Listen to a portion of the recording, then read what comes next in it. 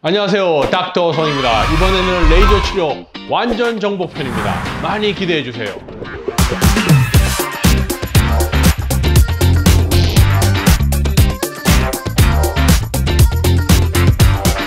이 질문은 인터넷에 많은 영상이 올라온 질문과 유사해요. 10분 5번이 좋은가? 5분 10회가 좋은가? 이거의 전제 조건은 뭐냐? 이 두 가지를 시술하는 의사의 실력이 같다는 전제 조건 아래 비교했을 때예요. 우선 10분을 5회 하는 것과 5분을 10회 하는 것, 무슨 차이가 있을까? 레이저 치료 시간이 길다는 것은 피부 안의 온도를 어느 정도 쉽게 올릴 수 있다는 걸 얘기해요. 레이저 시간이 짧다면 당연히 어떻게 돼요? 피부 안의 온도가 쉽게 안 올라가는 거예요. 우리가 진피 환경을 개선시키기 위해서, 즉 콜라겐 리모델링을 유도하기 위해서는 온도가 어느 정도까지 올라가 줘야 되는데, 짧은 시간 시술로는 그게 쉽지가 않아요. 그러면 짧은 시간으로 하면 어떻게 해서 온도를 올릴 수 있을까? 에너지 세기를 올리면 돼요. 하지만 여기에 따라오는 문제가 있죠. 하상이라는 문제가 생길 수 있어요. 시술 시간을 짧게 해야 되기 때문에 에너지 값을 높게 쓰게 되고, 그러면 거기에 따른 부작용으로 하상이 따라오게 되는데, 이 리스크에 대한 부담감을 줄이기 위해서 레이저 시간을 길게 가져가고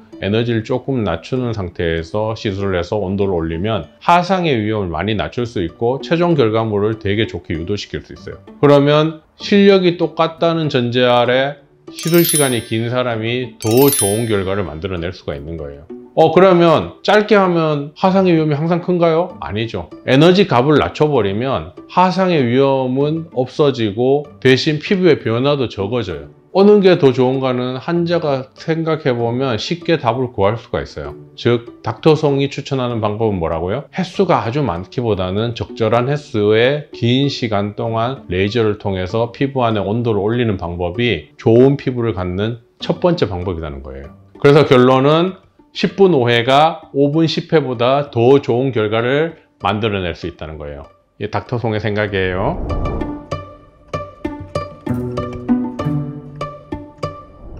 제가 한 예를 들게요. 목적지가 있는데 목적지로 갈 수 있는 길이 두 가지가 있어요. 하나는 지름길로 가는 길이 있고요. 하나는 꼬불꼬불 산도 넘고 계곡도 건너고 강도 건너고 힘들게 가는 방법이 있어요. 그러면 환자 입장에서는 어느 쪽을 선호할까? 닥터송이 생각하기로는 열이면 열, 지름길로 가기를 원할 거예요. 목적지까지. 그러면 이왕이면 지름길로 가게 하는 방법이 뭐냐? 레이저 종류가 여러 개 있으면 지름길로 가게 하는 방법이 쉽다는 거예요. 레이저 한 개로 목적지까지 도달할 수 있는 방법은 있어요. 물론 그 레이저를 굉장히 잘 다뤄야겠죠. 하지만 레이저를 파장을 여러 가지로 이용해서 다 골고루 섞어서 잘 다루면 그 단계가 확 줄어버리는 거예요. 지름길로 가는 길이 있다는 거예요. 환자 입장에서는 험난한 길보다 간편하게 쉽게 갈 수 있는 지름길을 원한단 말이에요. 물론 병원에 그 정도 레이저를 구비할 수 없어서 어쩔 수 없이 험난한 길을 선택할 수도 있지만, 이왕이면 지름길을 가는 방법을 알고 있다면 그 지름길에 갈 수 있는 수단을 이용하는 게 환자나 의사나 더 좋은 결과를 만들어낸다는 거예요. 지금 제가 보여드리는 이 그래프에는 물의 흑강도와 지방의 흑강도가 그려져 있어요. 그러면 이걸 뭘 의미하냐? 물의 흑강도가 높은 파장은 피부 안에 온도를 올리기가 쉬워져요. 지방의 흑강도도 적절히 높으면 레이저가 지방 근처까지 도달하기만 하면 온도가 어느 정도 올라가겠죠. 그런데 물에 대한 흑강도가 너무 높으면 어떻게 돼요? 피부에서 들어가는 도중에 물을 만나니까 피부 표면이 깎여버리는 현상이 생겨요. 그게 뭐예요? CO2 풀악셀, 이산화탄소 풀악셀 또는 어뷸 야그 풀악셀 같은 거예요. 그러면 피부 안에 온도를 올리기 전에 피부 표면이 깎이는 현상이 생겨요. 물론 이렇게 높은 예외적인 파장을 제외하고는 대부분의 여러 가지 파장이 피부 안에 있는 물에 흡수돼서 피부 안에 온도를 올리게 되는데, 이런 여러 가지 파장을 잘 이용하면 진피 안의 온도를 원하는 목표까지 올릴 수가 있는 거예요. 그러면 콜라겐 리모델링이 유도가 되는 거예요. 콜라겐 구조가 깨졌다 새로 만들어지는 과정이 진행이 되겠죠. 그러면 파장을 한 개 쓴 거에 비해서 너무 좋은 결과가 나오는 거예요. 그래서 닥터송의 생각은 파장 한 개로 목적지까지 가는 것보다 파장 여러 개를 이용해서, 레이저 장비 여러 개를 이용해서 컴비네이션으로 하면 목적지까지 더 쉽게 도달할 수 있다. 꼭 기억해 주세요. 하나보다는 여러 개. 아셨죠?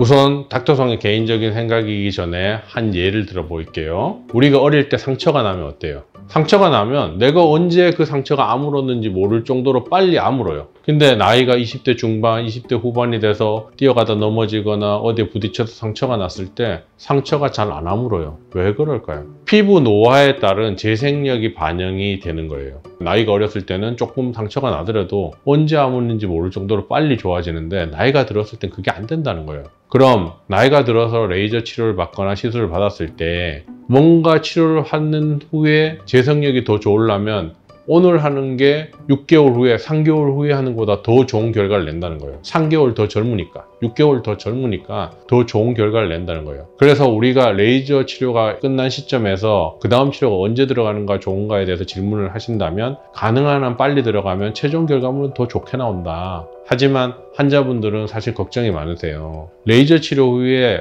결과물에 대해서 걱정이 많으신 분들한테는 저는 항상 좀 더 기다려 보라고 하세요. 왜 그럴까요? 환자들이 시간이 지나면서 점점 좋아지는 결과물을 봐야지 치료에 대한 신뢰도가 많이 쌓이게 돼요. 내가 그 다음 치료를 결과물 없이 들어가게 되면 이게 정말 좋아지는가에 대한 걱정이 앞서거든요. 그래서 너무 걱정이 많거나 염려되는 사람들은 치료 후에 어느 정도 3개월 정도 경과를 보거나 6개월 정도 경과를 보고 정말 피부가 좋아지는지 확인한 후에 그 다음 치료를 결정하셔라 라고 추천드리고 있어요. 하지만 치료를 한 후에 가급적 빨리 하면 더 좋은 결과를 만들어낼 수 있다. 한 살이라도 더 어릴 때, 1개월이라도 더 젊을 때 치료를 받는 게 피부 재생력이 더 좋을 때이기 때문에 그렇다는 거 아시겠죠?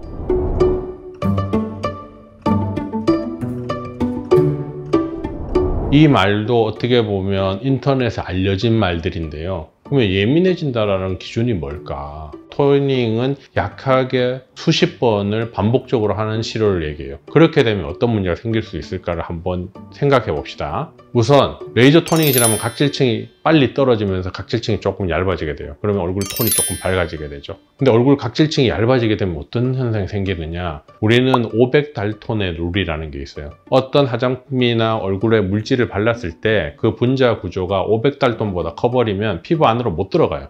그런데 내 얼굴이 예민해졌다를 알 수 있는 방법 어떻게 했느냐? 옛날에 쓰던 화장품들을 피부에 발랐을 때는 어떠한 문제도 생기지가 않는데 이러한 치료를 반복하고 나서부터 옛날에 쓰던 제품을 바르면 얼굴에 붉어지고 트러블이 생기고 뭔가 계속 문제가 생기는 거예요. 이건 뭐냐면 각질층이 얇아졌기 때문에 투과율이 높아지는 거예요. 그러면 옛날에 들어가지 않던 화학 성분들이 피부 안에 들어가면서 여러 가지 문제를 일으킬 수가 있는 거예요. 그러면 그때 환자들은 느끼죠. 내 피부가 예민해졌구나. 즉 반복되는 약하게 하는 시술로 인해 각질층이 계속 떨어지게 되면 예민해질 수 있다. 피부 장벽을 강화하고 피부 안을 건강하게 하는 시술은 일정한 주기를 가지고 정기적으로 해주면 오히려 피부는 더 건강해지고 피부가 예민해지는 걸 예방해 주기 때문에 장기적으로 보면 건강한 피부를 갖는데 큰 도움이 됩니다. 그러니까 인터넷에 잘못된 정보로 너무 겁먹으시면 안 돼요. 아시겠죠?